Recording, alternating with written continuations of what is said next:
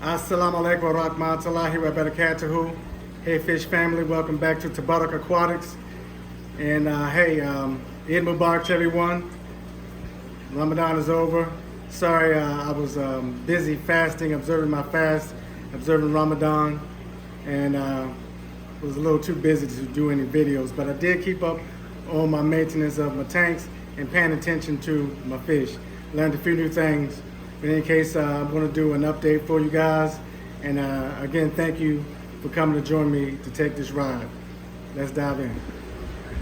Okay, I'm making an attempt to lessen the glare and not get so much reflection from behind me. So I'm trying to film this from a certain angle, and I have the lights out here in the fish room and just the tank lights on. But hey, this is the update. I put in 3 of my peacock bass. Let me get closer so better look. And these are Azul, Xingu hybrids. I put 3 of them in here. I still have 1 more in my other tank growing out. I'm sorry for how dark the light is. And I thank this fella for coming in view for y'all to see him. And so they get along pretty good. Well, at least these 2 are. I have another one. He stayed hidden behind this big piece of wood most of the time, and that is because he got spooked out real bad by this big arowana. My silver arowana has been, from time to time going after them. He's still not convinced that they are not for food, and from time to time he'll dash at them, and they'll get away. But the one that's hiding behind the big piece of wood, the problem with him is that here he is, he came out. I want him to switch sides because he's blind on the right hand side. He was hatched that way, he came to me that way, and I didn't want to call him, but you can see the scratch, the marking where he'd been brushed against rock and driftwood and banging into stuff trying to get away. So as you can see from this side, he's blind. That eye, see how gimpy that little eye is? I'm glad they're cooperating real good for me, showing you what I'm talking about.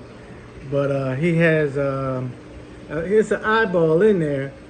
I think maybe he had limited vision or no vision at all on that right side, because as you can see, he's all scraped up and stuff from, I don't know, he make an attempt to escape or get spooked, and he's brushing up against these, the ornaments, the wood and the rock in here.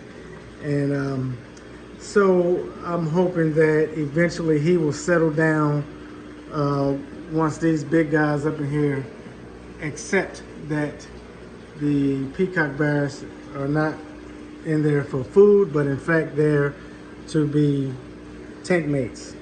And of course, everyone loves my true parrot cichlids. These 2 are always just like that, side by side, hanging together, following each other around.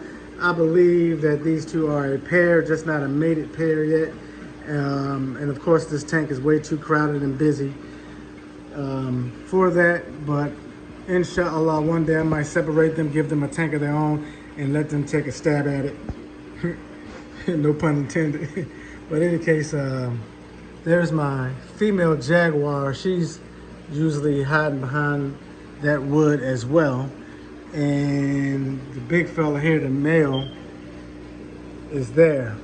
Those 2, they act like a pair as well. They march around together and hang out together.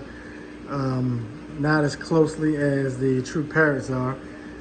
But I'm still very excited about this tank. My datnoids, you see my datnoids, they are very comfortable in this tank now. I'm sorry that, like I said, the lighting is very dark, but that's because I'm trying to lessen the glare and reflection, because I don't have a professional camera yet, but soon coming. So there's my other datnoid in the back. That's the one with the most personality. He usually come and follow and see, here he is coming to the glass. He see me. He have a lot of personality. They're cute. I'm surprised because datnoids struck me as very shy fish, but what I'm learning is that when you put them in a group, they act different. They are more confident and more personable, especially when you put them in a group of other datinoids and give them, I guess, ample tank space, and you know, they just feel comfortable. I'm very pleased with these fish right now. I still have 2 more Somatin datinoids growing out in my other tank with my geophagus. I'm not comfortable putting them in there yet, but it seemed like once I put these datinoids in this tank here, once I did that, they started growing exponentially. There's my giraffe catfish. I still haven't changed the substrate yet because I would like to get better color out of him. But these datinoids, they are growing so fast, and they are showing so much personality since I put them in this tank. I'm very happy I made that decision. Those 2 are going to have to get their, you know how you say, hey, get a room. Those 2 are going to have to get their own tank. The 2 jaguars, they act like they want to get busy. Those 2 datinoids back there, I don't know, those 2 in particular, they act like they want to get busy. If you can see my pom-pom knife fish back there, he still haven't gotten his cream color spots and pattern and marble pattern and, you know, color, and yet probably have something to do with being in such a dark tank with the black bottom and black background.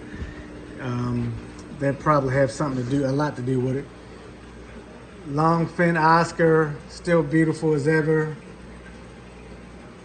Now, there's my bleaker eye starry night cichlid. I had a pollen eye starry night cichlid in here, but that fish was getting, and even though that fish is larger than that bleaker eye was giving that fish hell. And it got to the point where the pollen eyes start hiding in the corner, hiding behind stuff, and stressed himself out to the point where he started getting sick, very sick, and looked like he got a hole in the head. First he had bloated and was floating upside down, and I fixed that problem. And then after I fixed that problem, I had to attack the hole in the head problem with a hexameter, and looked like I got that under control. And right now my problem is I just can't get it to eat. So it looks like it's a little weak right now. Look like it's weak. It's still in, I'm still nursing it. I'm not going to show you yet. But now this is where we are faced with the question, when is it time to put a fish out of his misery? I have almost went to scoop that fish out and put it in a plastic bag to suffocate. I mean, I know it sounds cruel, but it feels cruel just hanging on to a fish, putting all this medication in and making all this effort, and the fish got to have a desire to live, you know. And every time I think the fish have a desire to live, I decide not to put it out of its misery. And I spend more money. I've spent so much money trying to treat that fish. I could have bought 2 new large size pollinate to replace it. But, you know, I'm not, replacing it is not my goal. You know, taking care of the fish and watching them grow and going through the ups and downs with them is my goal. And anyway, that's what's going on in this tank. The green terrors, they're still here. They're still doing fine. But having big, aggressive, predatory fish, aggressive cichlids and predatory fish is very challenging, because you have to manage these relationships of their community, and then you have to, you know, make a decision when you're going to pull a fish out to treat them, and then is it worth chasing that fish down, because this is a big tank and it's hard to catch these fish to treat them, and then next thing you know, you find yourself treating this whole tank. And it is, you know, to some people this is not considered a big tank, but this tank is 8 by 3 by 2.5. So this is a whole lot of water that I have to treat for 1 or 2 fish that may get scraped up or show some signs of sickness. It's just it's challenging, and it's just a good idea. Like I said, I've always said keep meds on hand and pay attention to your fish. Watch their behavior. I look at their scales like him. I looked and said, hey, he's scraped up, and he's more scraped up than the others. So he's not smaller than the others, but he's more scraped up. So therefore, he's been either a victim or thinking that he's a victim and spooking out and running into stuff because of he have a vision problem on the other side, in the right eye, as you can see. He was hatched this way. And just when I show you my perfect water, somebody poop, and the poop flies by the camera. But anyway, I'm rambling on. I'm talking a little too much. That's my update on this tank here. And inshallah, I will have my new camera and all that good stuff, gimbal and the whole nine, real soon. I already paid for it, just waiting for it to come. And hopefully I can shoot better quality videos for you guys. Thank you so much for sticking with me. And I almost forgot to mention, if this is your first time checking out my channel, I hope you like what you see. If you do like what you see, please subscribe.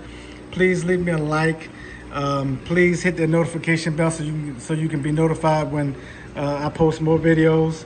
The more you guys support me, the more it will message YouTube to put me in front of more people like you who are interested in these videos.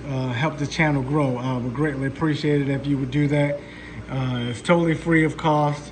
It costs you nothing. And thank you ahead of time for doing that. All right, y'all, until next time, again, Eid Mubarak. Assalamu alaikum wa rahmatullahi wa barakatuhu. Thank you for coming along on this ride. Peace out.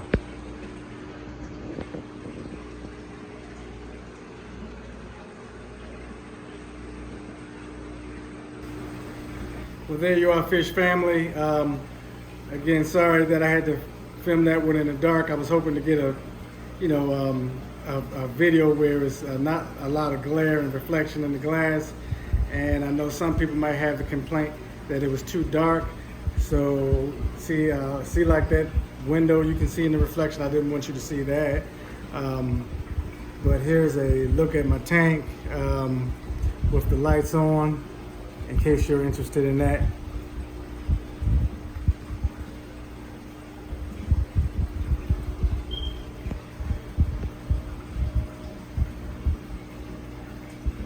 Those peacock bass are coming along beautifully. They're looking good. They are Xingu Azul hybrids. Okay, and I have a total of 4 of them. All right, y'all. Again, Eid Mubarak.